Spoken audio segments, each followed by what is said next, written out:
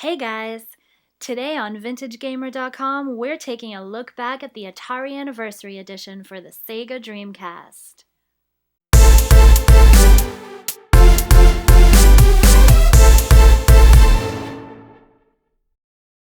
Released on July 2nd, 2001, the Atari Anniversary Edition on the Dreamcast has two titles its PlayStation counterpart lacks: Crystal Castles and one of my favorites, Millipede. The PlayStation version tries to make up for this with Black Widow and Space Duel, but I'm sorry, Millipede is just way more fun than either of those games.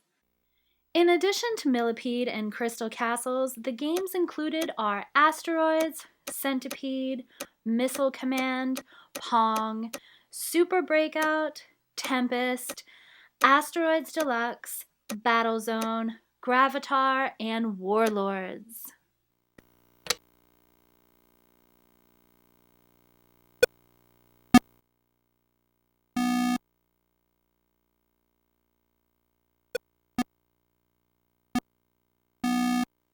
So for you younger guys, this is Pong.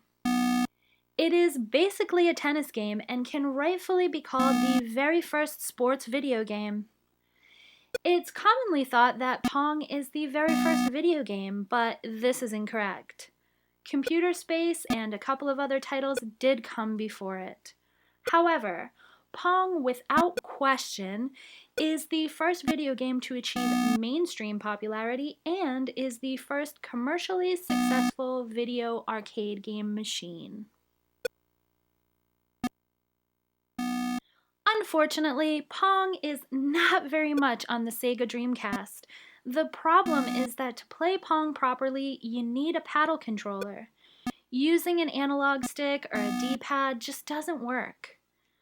Other games on the Atari Anniversary Edition suffer from the same shortfall, including Warlords, Tempest, and Breakout.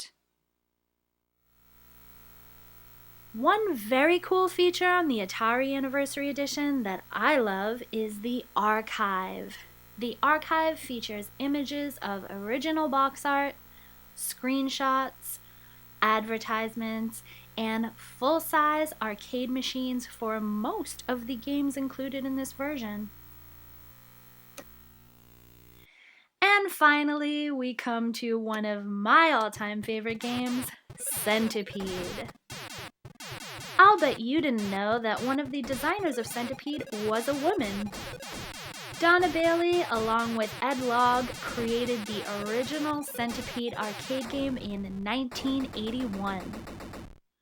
Prior to joining Atari, Donna worked as a programmer at General Motors. She was a big fan of Space Invaders and became interested in the video game industry.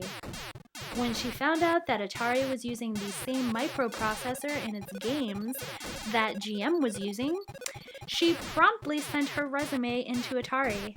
For years, she was the only woman working at Atari's coin-op division.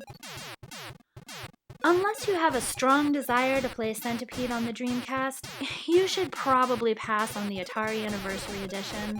VintageGamer.com isn't a big believer in emulators or greatest hits compilations. Go find yourself an old Atari 2600 and enjoy these games the way they were meant to be played. For VintageGamer.com, this is Raquel reminding you to give us a like and subscribe. Sit, Dick, sit. Good cat.